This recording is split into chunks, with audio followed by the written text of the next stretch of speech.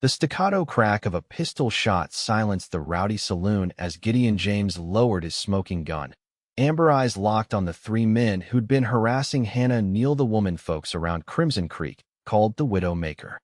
The year was 1875, and the Arizona Territory was as unforgiving as the rumors that haunted the beautiful woman who stood shakily behind the bar, her chestnut hair falling loose from its pins. "I believe the lady asked you to leave," Gideon said, his voice carrying the quiet authority of a man who rarely needed to raise it.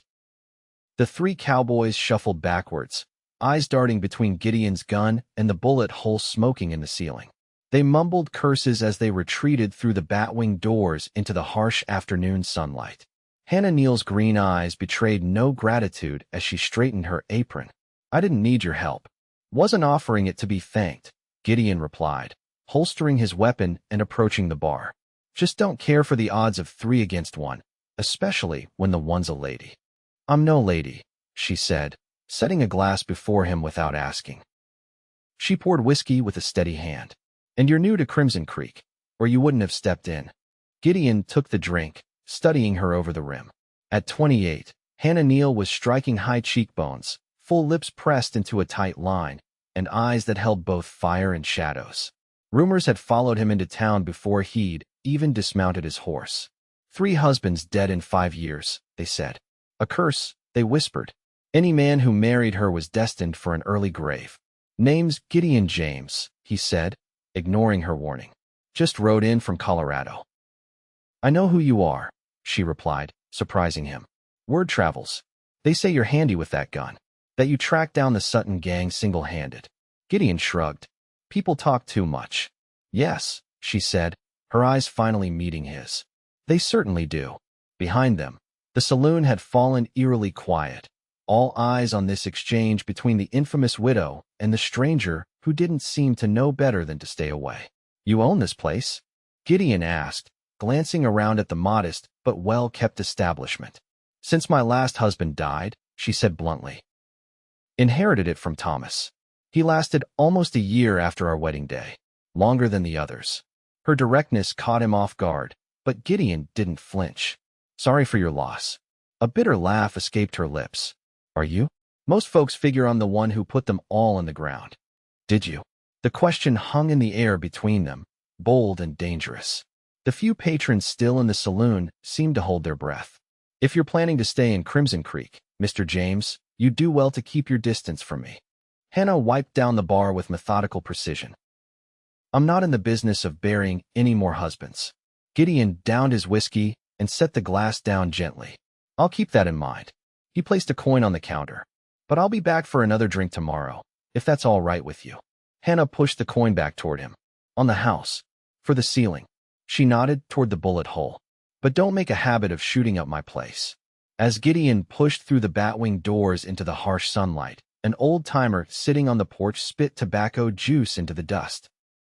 "I'd steer clear of that one if I were you, stranger," the man said, his leathery face creased with concern. "They say any man who marries her meets his maker before the year is out." Gideon adjusted his hat, squinting down the dusty main street. "Every man meets his maker eventually," he replied, something stirring in him that he hadn't felt in years. "Some things might just be worth the risk." The old man shook his head. "Your funeral?" Gideon smiled faintly. "Wouldn't be the first time someone said that to me."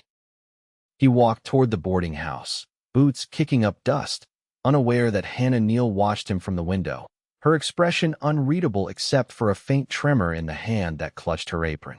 The next morning, Gideon found himself at the livery stable, arranging boarding for his stallion, Renegade. The stable master, a barrel-chested man named Otis Wilson, kept glancing at him nervously. "Something on your mind?" Gideon finally asked. Otis cleared his throat. "Word is you had words with the widow Neal yesterday. News travels fast." "Small town," Otis shrugged. "Folks are just concerned is all. 3 dead husbands leaves an impression." Gideon brushed down Renegade's flank. "What happened to them?" Otis looked around as if afraid of being overheard. "First one, Samuel Blackett, took a fall from a horse. Broke his neck 3 months after the wedding. Second, Edward Quinn, shot in a poker game gone wrong. And Thomas Neal," he lowered his voice, "fever took him last winter." Sounds like bad luck, Gideon observed. Bad luck follows that woman like a shadow, Otis insisted. Some say she's cursed. Others think she's the curse herself. And what do you think? Otis hesitated. I think she's been alone too long in a town too ready to believe the worst. He surprised Gideon with his insight. But that doesn't mean there isn't something to the stories. Thomas was my friend. Strong as an ox until he married her. Gideon considered this as he finished with his horse. Appreciate the warning. Later that afternoon, he walked the length of Crimson Creek, familiarizing himself with the town. It was larger than some he'd passed through a proper main street with a general store, bank, doctor's office, and 2 competing saloons. Hannah's establishment, the Silver Spur, was the nicer of the 2. As he approached the general store, he noticed Hannah herself emerging with a basket of supplies. A group of women nearby drew their children closer as she passed, their whispers carrying on the breeze. Hannah's back straightened, her chin lifting as she ignored them. Without thinking, Gideon quickened his pace to intercept her. "Ms. Neal," he called. "Allow me." He reached for the heavy basket, and after a moment's hesitation, she relinquished it. "Mr. James," she acknowledged coolly. "I told you to keep your distance." "You did," he agreed, falling into step beside her. "I'm not very good at following directions." A reluctant smile threatened the corner of her mouth. "So I've noticed." They walked in silence for a moment, aware of the stares following them. "You're creating quite the spectacle," she finally said. "Walking with me in broad daylight. Let them talk. They will, whether we let them or not." Her voice hardened. "I've buried 3 husbands, Mr. James. I'm not looking to make it 4. Who said anything about husbands?" He glanced at her, noting the faint blush that colored her cheeks. "I'm just carrying a basket." They reached the back entrance to the Silver Spur, and Hannah unlocked the door. Gideon followed her into a small but tidy kitchen. "You can set that down," she instructed, busying herself with putting away supplies. Gideon complied, but made no move to leave. "How long have you lived in Crimson Creek?" Hannah paused. 7 years. Came out with my father after the war. He had dreams of striking it rich in silver. Her voice softened with remembrance. The only thing he found was an early grave. Pneumonia. "I'm sorry. It was a long time ago." She resumed her work. "Why are you here, Mr. James?" "In Crimson Creek, I mean." Gideon leaned against the doorframe. "Looking for somewhere quiet. Somewhere to stop running for a while." "Running from what?" "The past," he said simply. "Same as most folks out here." Hannah studied him, her guard dropping slightly. "Well, if it's quiet you're after, you've chosen poorly by associating with me. I've never been one for the easy path." He straightened. "I'll see you this evening. For that drink I promised myself." Before she could object, he tipped his hat and left, feeling her eyes on his back as he walked away. That evening, the Silver Spur was more crowded than usual, curiosity having drawn in many of the town's residents eager to see if the new arrival would indeed return. Gideon entered to find Hannah behind the bar, her hair neatly pinned, wearing a simple blue dress that brought out the color of her eyes. He made his way to the bar, ignoring the whispers that followed him. "Evening," he said, claiming a stool. Hannah poured him a whiskey without asking. "You're persistent." "Been called worse." A burst of laughter from a corner table drew their attention. Sheriff Marcus Reed and several men were playing cards, casting occasional glances toward Gideon. "The law keeping an eye on me already?" Gideon asked. "Reed's harmless," Hannah replied. "All bluster, but he keeps the peace well enough." Their conversation was interrupted by the entrance of 3 well-dressed men, led by a distinguished gentleman with silver at his temples. Hannah's expression tightened. "Mayor Gillespie and his cronies," she murmured. "Right on schedule."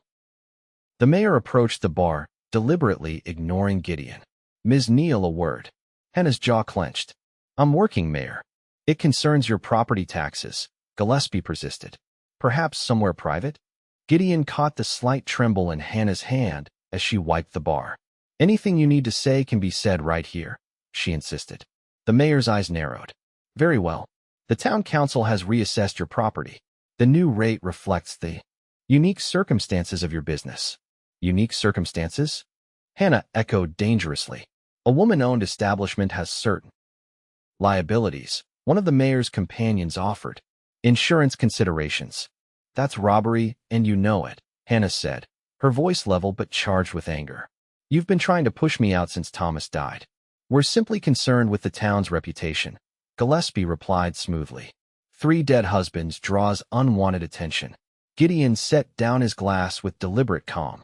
Sounds to me like selective taxation. His voice was conversational, but his eyes had hardened. Might interest the territorial marshal. The mayor finally acknowledged him. This doesn't concern you, stranger. Name's Gideon James, he said. And I'm making it my concern. Something flickered across Gillespie's face recognition, perhaps. James. The bounty hunter from Colorado. Former, Gideon corrected. These days I'm just a man who doesn't care for bullies, especially those hiding behind badges and offices. The tension in the room had drawn everyone's attention. Sheriff Reed had risen from his card game, hand resting on his holster. Is there a problem here? The lawman asked. No problem, Hannah said quickly. The mayor was just leaving. Gillespie's jaw tightened. This isn't over, Ms. Neal. The council votes tomorrow. He turned to Gideon. And you would do well to mind your own business, Mr. James. Crimson Creek takes care of its own matters. After they departed, Hannah released a shaky breath. You shouldn't have done that. Done what? Made an enemy of Gillespie. He runs this town. Gideon sipped his whiskey. Men like him only have power when folks are too afraid to stand up. Hannah leaned closer, her voice dropping. Listen to me. There's more happening here than you understand. Gillespie and his friends have been trying to buy my property since Thomas died. They claim there's silver beneath it. Is there? I don't know, she admitted. But Thomas believed it. He was surveying the land behind the saloon when he got sick. Her eyes darkened with memory. He died believing we'd struck it rich. And you think Gillespie had something to do with his death? Hannah glanced around nervously. I don't know what to think anymore. But 3 dead husbands makes for a convenient story, especially when there's property to be claimed. Gideon considered this. Is that why you stay? To protect what's yours. This is all I have, she said simply. Without the silver spur, I have nothing. Their conversation was interrupted by a commotion at the entrance. A young man burst through the doors, his face ashen. Fire, he shouted. Fire at the livery stable. The saloon emptied immediately as people rushed into the street. In the distance, orange flames illuminated the night sky. Gideon's thoughts went immediately to Renegade. My horse, he said, already moving toward the door. Hannah grabbed her shawl. I'm coming with you. They joined the chaotic scene outside the burning stable. A bucket line had formed, passing water from the nearby well, but the flames had already engulfed half the structure. Horses whinnied in terror inside. Without hesitation, Gideon pushed through the crowd and disappeared into the smoke-filled building. Hannah's heart lurched as she watched him vanish. Minutes that felt like hours passed. One by one, horses emerged, driven out by unseen hands inside. Finally, Gideon appeared, leading Renegade and another horse, his face blackened with soot. Hannah rushed to him as he handed the reins to Otis. Are you all right? Gideon coughed, waving away her concern. Fine. Got the horses out. Sheriff Reed approached them, his expression grim. This was no accident, he said, holding up a broken lantern. Someone set this deliberately. Gideon and Hannah exchanged looks. The timing, so soon after their confrontation with Gillespie, seemed far from coincidental. Any idea who might have done this? Reed asked, his gaze lingering on Hannah. Are you suggesting I had something to do with this? Hannah's voice was incredulous. I'm not suggesting anything, Reed replied. Just asking questions. She was at the saloon all evening, Gideon stated flatly. In full view of 30 people, including yourself. Reed's eyes narrowed. And you, James? Convenient that you were right there to play hero. That's enough, Sheriff. Otis interrupted. James here saved my livelihood tonight. And I was with him at the saloon before the fire started. Reed backed down, but his suspicious gaze lingered. I'll be looking into this, he promised before walking away. As the crowd dispersed and the fire brigade continued to douse the smoldering remains, Gideon felt Hannah shivering beside him. Without thinking, he removed his coat and placed it around her shoulders. Thank you, she said quietly. For the horses. That was brave. Or foolish, he replied with a faint smile. Maybe both. She pulled his coat tighter. Gideon, this is what happens around me. Trouble follows. People get hurt. The fire wasn't your doing, wasn't it? Her eyes reflected the dying flames. If you hadn't stood up for me against Gillespie, then I wouldn't be the man I am, he interrupted. Hannah, I've spent most of my life hunting dangerous men. I know malice when I see it, and I see it in Gillespie's eyes when he looks at you. She stared at him, startled by his use of her first name and the conviction in his voice. Come on, he said gently. Let me walk you home. The next morning found Gideon at the town's small newspaper office, speaking with the editor, Gerald Porter, a former Easterner with spectacles and ink-stained fingers. Mayor Gillespie? Porter repeated when Gideon inquired. Been mayor for 5 years now. Came from San Francisco with money to invest. Owns half the businesses in town, one way or another. What about Hannah Neal? Gideon asked. What's the real story there? Porter glanced around his empty office and lowered his voice. Between us, I never believed she had anything to do with those deaths. Samuel Blackett was drunk when he fell from that horse. Everyone knew he had a problem with the bottle. Edward Quinn was caught cheating at cards. The man who shot him confessed before they hanged him. And Thomas Neal? The fever took many that winter, Porter said. But, he hesitated. But what? Thomas had been documenting his findings about silver deposits on their property. He'd come to me about running an announcement once he'd confirmed it. Porter removed his spectacles. Those papers disappeared after his death. Gideon's interest sharpened. Did Hannah know about this? I don't believe so. Thomas wanted it to be a surprise. Said he was going to make her the richest widow in the territory. Porter's expression turned rueful. Poor choice of words, as it turned out. As Gideon left the newspaper office, he spotted Hannah across the street, entering the general store. The storekeeper's wife visibly moved away as Hannah approached the counter. Without thinking, Gideon crossed over and entered the store. Hannah's surprise at seeing him quickly turned to something like relief when the storekeeper's demeanor immediately changed in the presence of a man. Mr. James, the storekeeper greeted. What can I do for you today? Just accompanying Ms. Neal, Gideon replied casually, moving to stand beside her, making sure she gets fair treatment. The implication wasn't lost on anyone. Hannah finished her shopping with noticeably better service, and they exited together. You don't need to keep doing that, she said once they were outside, though there was less conviction in her protest than before. Doing what? Championing me. People will talk. They already talk, he pointed out. Might as well give them something worth talking about. A smile tugged at her lips despite herself. You're impossible. So I've been told. He took her packages. May I escort you back to the saloon? As they walked, Hannah found herself relaxing in his company. How long do you plan to stay in Crimson Creek? Haven't decided, he answered truthfully. Depends on what I find here worth staying for. Their eyes met briefly, and Hannah looked away first, her cheeks coloring slightly. The town council meets tonight, she said, changing the subject. They'll vote on the tax increase. Will you attend? Women aren't welcome at council meetings, she replied bitterly. I'll hear about my fate after they decide it. Gideon's jaw tightened. Then I'll attend for both of us. That evening, Gideon took a seat at the back of the town hall as Mayor Gillespie called the meeting to order. The 6 council members sat at a long table facing the gathered townsfolk. Next item, Gillespie announced after dealing with minor matters.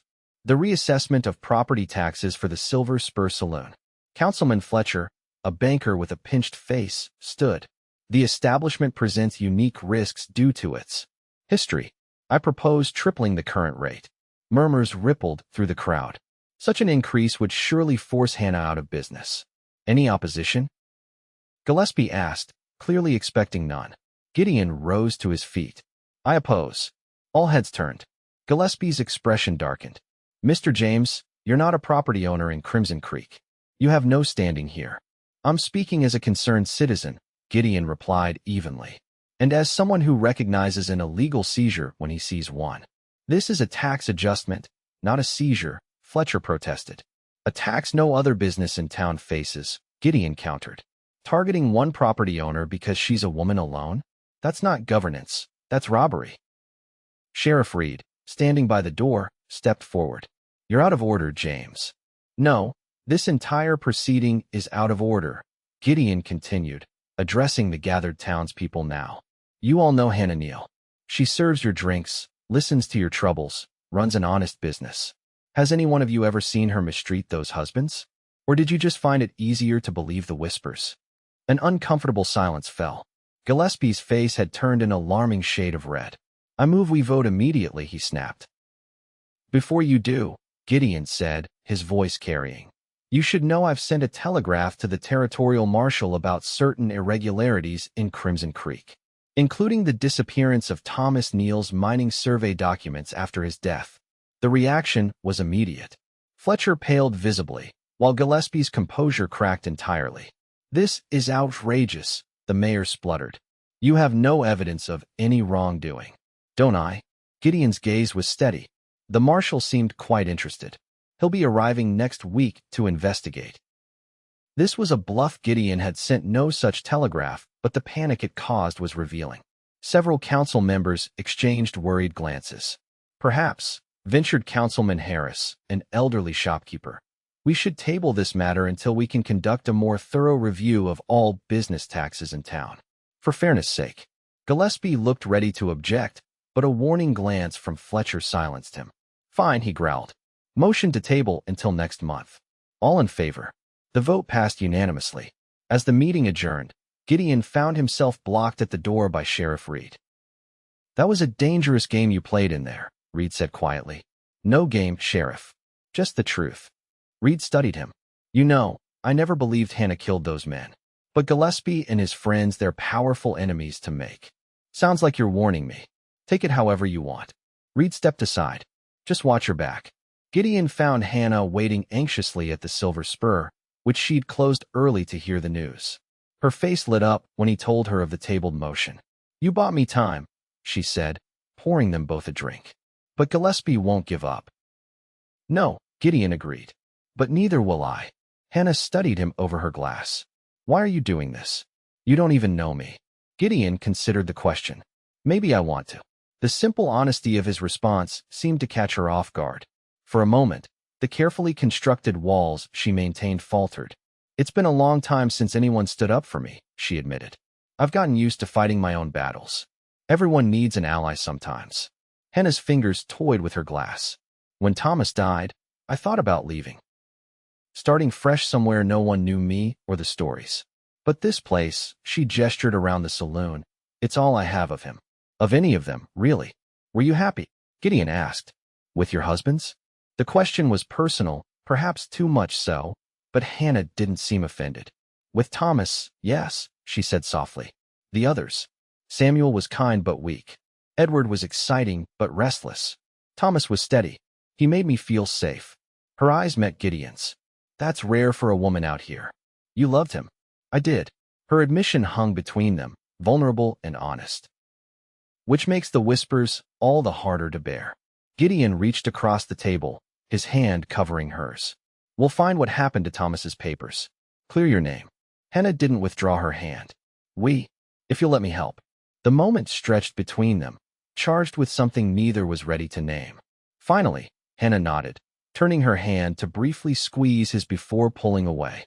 "It's late," she said, "and you've had quite enough excitement for one day, standing up to the entire town council." Gideon smiled. "Just warming up." As he walked back to his boarding house that night, Gideon reflected on how quickly Hannah Neal had come to matter to him.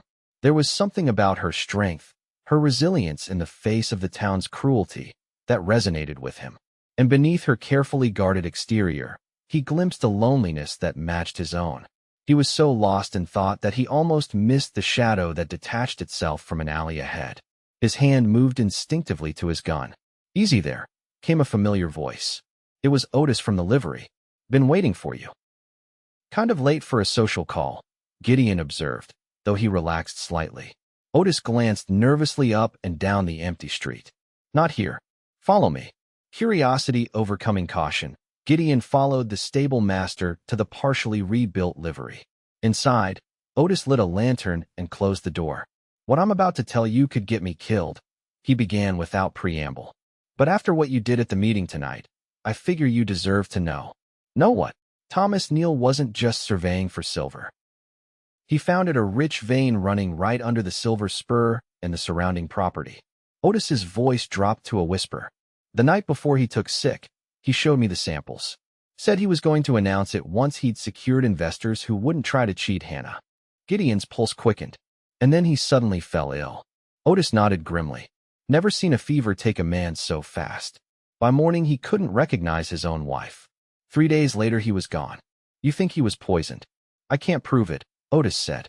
But I know Thomas was meeting with Gillespie that night. They argued at the bank. Several people saw it. Did Hannah know about the silver? No. Thomas wanted it to be a surprise. Wanted to give her security after all she'd been through. Otis hesitated. There's something else. The night of the fire, I found this in my office. He reached into his pocket and withdrew a crumpled note. It was nailed to my door. Gideon unfolded the paper. In crude letters it read, "Keep your mouth shut or next time the horses don't get out." Why are you telling me this now? Gideon asked, handing back the note. Because you're the first person who stood up to Gillespie in years, Otis replied. And because I owed Thomas better than silence. The next morning, Gideon rose early and headed to the bank before it opened. He positioned himself across the street, watching as Fletcher arrived to unlock the doors. The banker's nervous demeanor as he glanced up and down the street confirmed Gideon's suspicions. The man had something to hide. Later, he met Hannah at the Silver Spur's back entrance. She'd agreed to show him the property Thomas had been surveying. It's not much, she said as they walked behind the saloon to a small, fenced area that extended to a rocky hillside. Thomas spent hours out here with his equipment, taking samples. I thought he was just indulging a hobby. Gideon knelt, examining the ground. Did he keep records? Maps. He had a journal, Hannah replied. But it disappeared after he died. I assumed Gillespie's men took it when they came to offer condolences. They spent the morning searching the area, looking for any sign of Thomas's work. By midday, they had found nothing. I'm sorry, Hannah said, disappointment evident in her voice. I thought perhaps he might have hidden something here. Gideon wiped sweat from his brow. If there's silver here, there must be evidence of it somewhere. As they headed back toward the saloon, Gideon noticed a loose board on an old tool shed. Something about its placement seemed deliberate. Wait, he said, approaching the shed. Has this always been like this? Hannah frowned. I don't remember. I rarely come out here. Gideon pulled at the board, which came away easily. Behind it was a small cavity in the wall. Reaching in, his fingers touched something solid, a small metal box. Hannah gasped as he withdrew it. That's Thomas's lockbox. I thought it was lost. The lock was simple, and Gideon picked it open with his knife. Inside lay a leather-bound journal and several cloth bags containing rock samples. Hannah's hands trembled as she opened the journal. This is it, she whispered, scanning the pages. His surveys, his notes, everything. Gideon examined one of the rock samples. Even to his untrained eye, the silver content was obvious. Your husband was right, Hannah. There's a fortune under your feet. They returned to the saloon, spreading the journal and samples on a table in Hannah's private quarters. Page after page documented Thomas's methodical work, including maps showing the likely extent of the silver vein running not just under the Silver Spur, but extending beneath properties owned by Gillespie and his associates. That's why they want my land, Hannah realized. They know they can't access the vein without it. And they can't risk anyone else finding out, Gideon added. If word got out about silver, the territorial government would get involved. Mining claims would have to be properly registered. Hannah's expression hardened with resolve. We need to take this to someone we can trust. The newspaper, Gideon suggested. Porter seems honest enough. They carefully repackaged the evidence, planning to visit the newspaper office after dark when fewer people would see them. But as Hannah locked the materials in her bedroom safe, a commotion from the saloon below interrupted them. Ms. Neal, came an urgent call. You're needed downstairs. They hurried down to find Sheriff Reed standing in the middle of the saloon, his expression grim. Behind him stood 2 deputies. Hannah Neal, Reed announced formally. I'm placing you under arrest for the murder of Thomas Neal. What? Hannah's face drained of color. That's absurd. Gideon stepped between them. On what evidence, Sheriff? Reed held up a small glass vial. This was found buried in your garden, Ms. Neal. Dr. Wilson confirms it contained arsenic, the same symptoms Thomas Neal exhibited before his death. That's impossible, Hannah protested. Someone planted that, Gideon interrupted. This is Gillespie's doing. Reed's expression remained impassive. I have a sworn statement from Mayor Gillespie that Thomas Neal confided fears his wife was poisoning him. And now we have the murder weapon. Convenient timing, Gideon observed coldly. right after we found evidence of silver on this property. Something flickered in Reed's eyes. Doubt. Perhaps, but he steeled himself. I have to take her in, James. Stand aside. Hannah placed a restraining hand on Gideon's arm. Don't, she whispered. This isn't worth your life. The look they exchanged communicated volumes. Reluctantly, Gideon stepped back, allowing Reed to approach. I'll come willingly, Hannah said with dignity.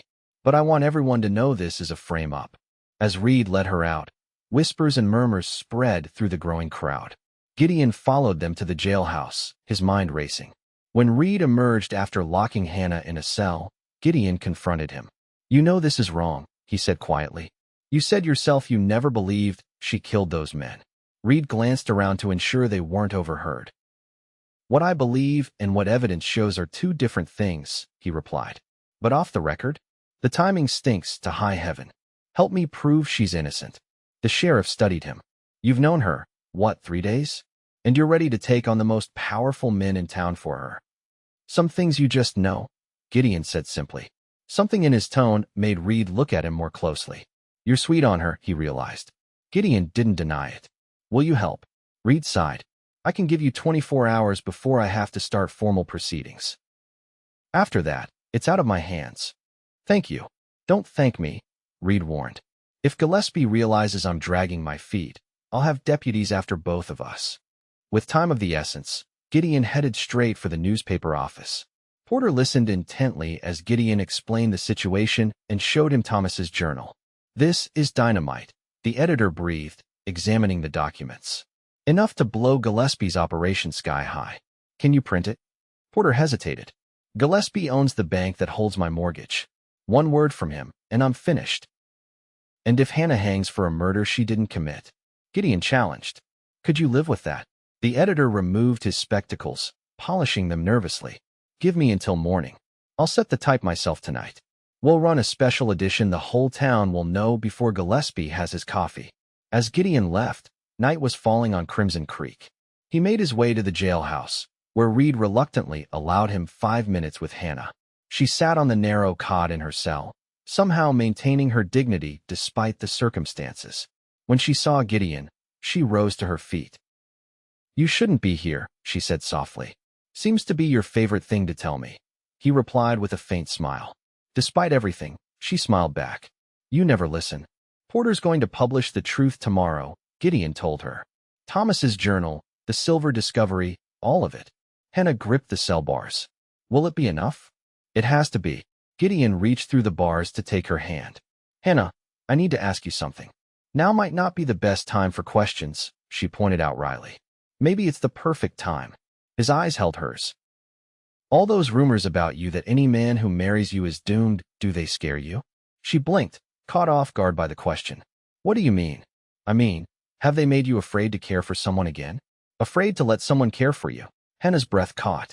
Gideon, because I need you to know, he continued, his voice low and urgent, that some things are worth any risk. Tears glistened in her eyes. You barely know me. I know enough, he said simply. I know you're brave and strong and decent.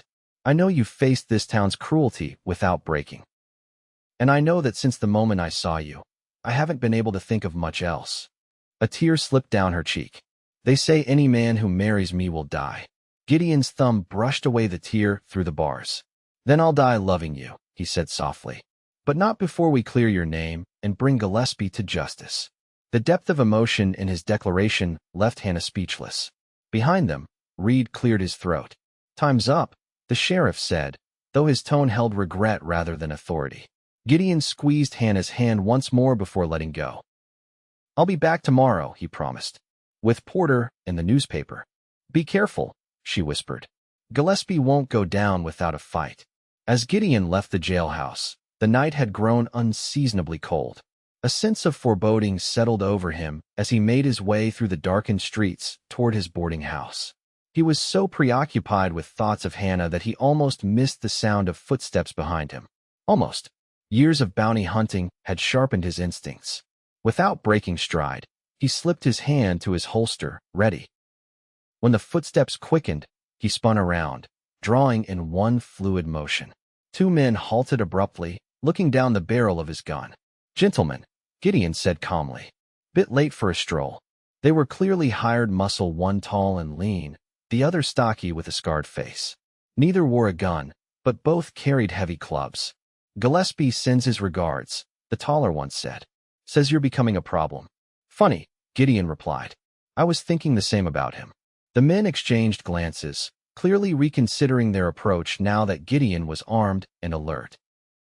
This isn't over, Scarface warned, backing away. Tell Gillespie I look forward to our next conversation, Gideon called after them. Face to face. Once they had disappeared, Gideon continued to his boarding house, more convinced than ever that they needed to move quickly. He spent a restless night, rising before dawn to head to the newspaper office. The sight that greeted him turned his blood cold. The door hung open, splintered near the lock. Inside, the small printing press lay in ruins, type scattered across the floor amid broken furniture and torn papers. Porter, Gideon called, drawing his gun as he moved cautiously through the wreckage.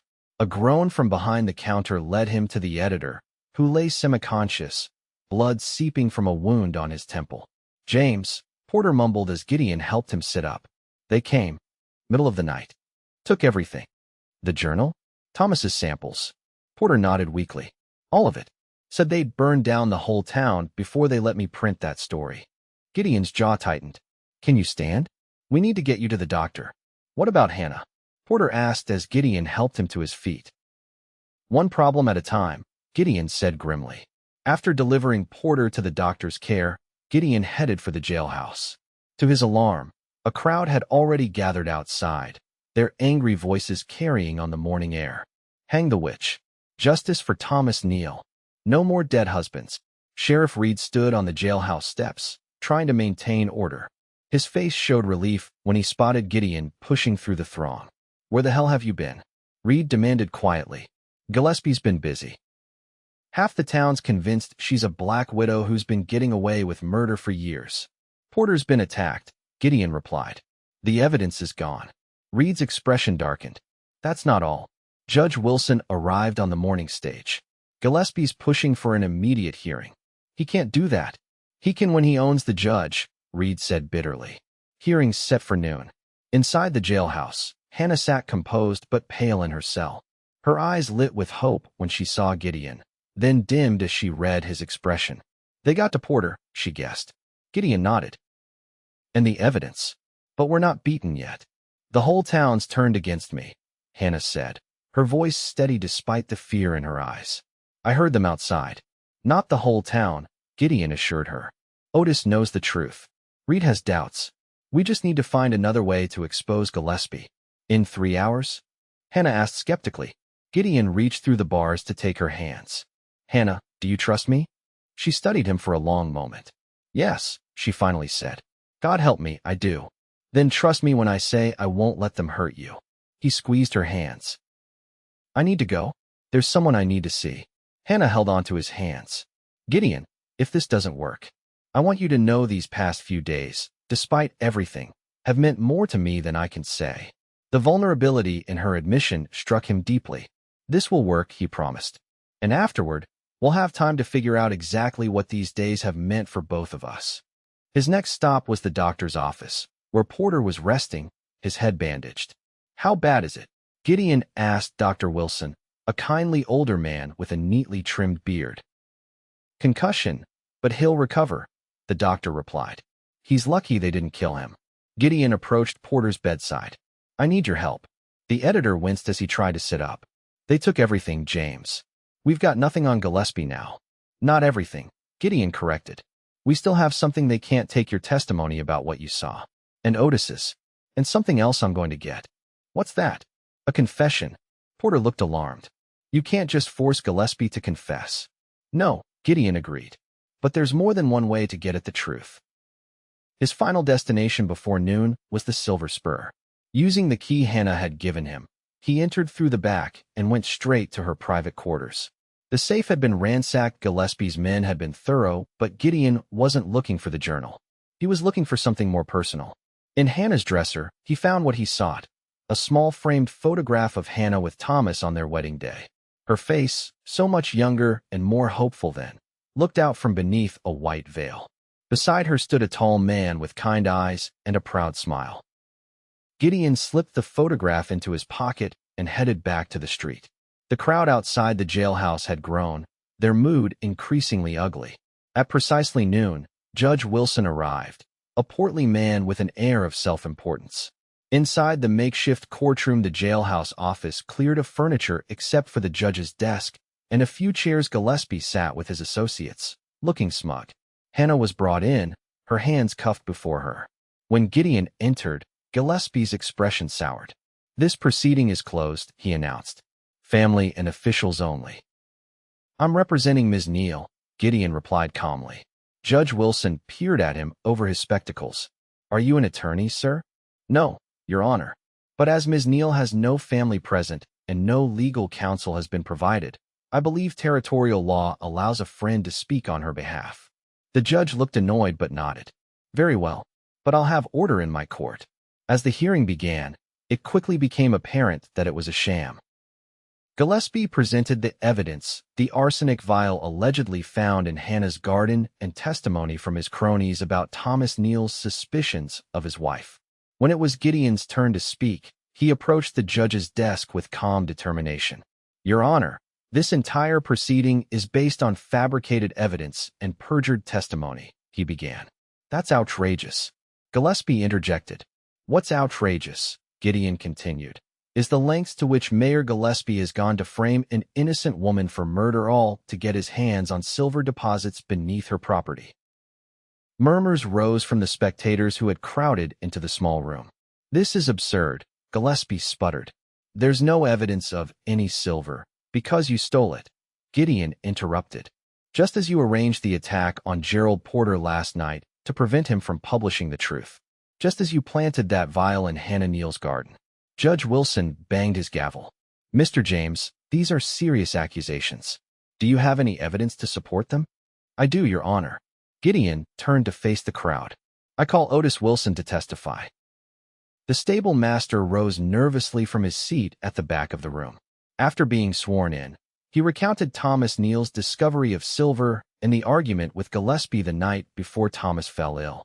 Hearsay and conjecture, Gillespie dismissed. The ravings of a man whose livelihood was nearly destroyed in a fire. He probably set himself for the insurance money. Gideon next called Porter, who arrived supported by Dr. Wilson.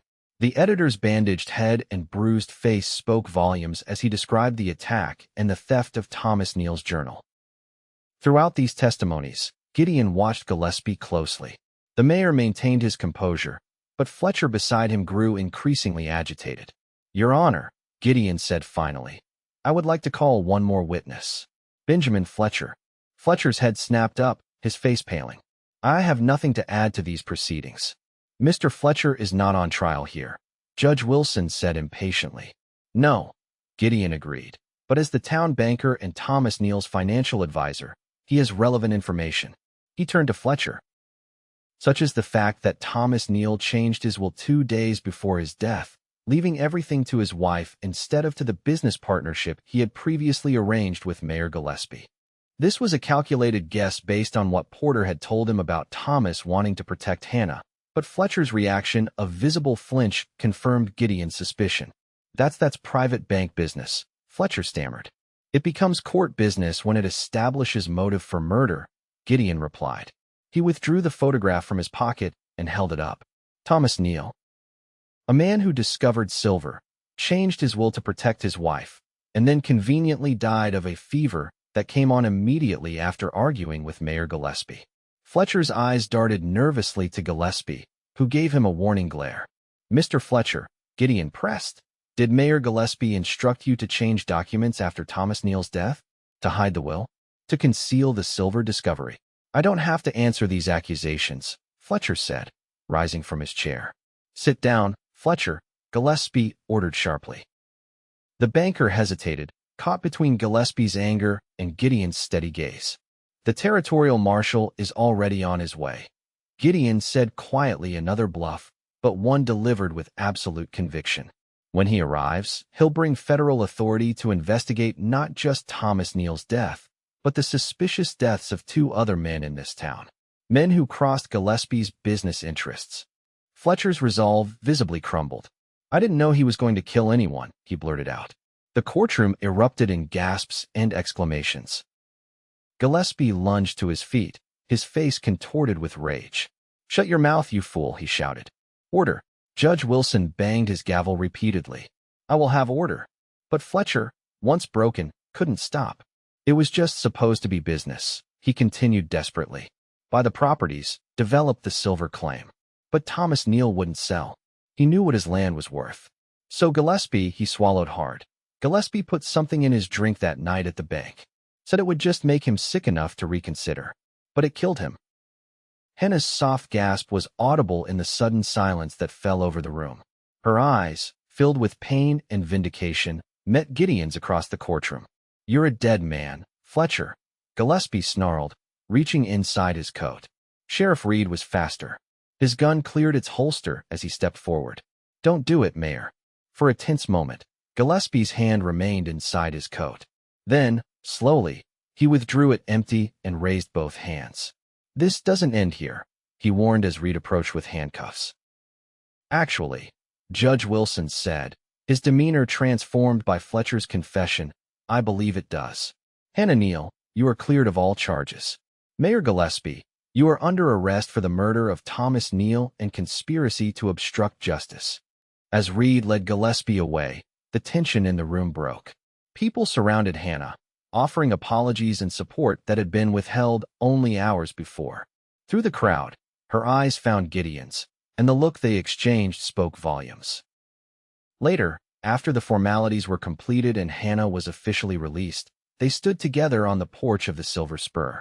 The setting sun bathed Crimson Creek in golden light, transforming the dusty town. What happens now? Hannah asked, watching as workers removed the mayor's name from the sign outside the bank across the street. The territorial governor will appoint an interim mayor, Gideon replied. There will be a proper investigation, a trial. And the silver? Legally, it's yours, he said. Thomas's discovery, Thomas's claim. With Gillespie's conspiracy exposed, no one can contest it.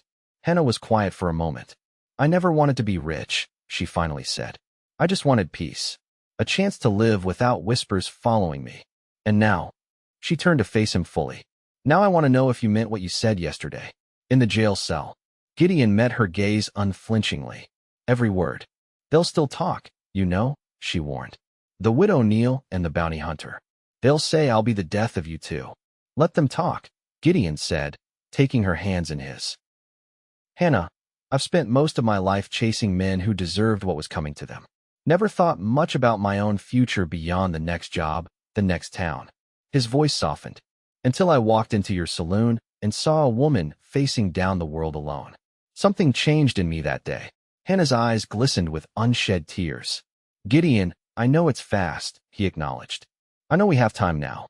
But I want you to know that when I said I'd die loving you, I meant it. Not because I plan on dying anytime soon, but because some things are worth any risk. You're worth any risk. Hannah reached up to touch his face gently. I never thought I'd feel this way again, she admitted. After Thomas died, I closed that part of myself off. It was easier than facing more loss.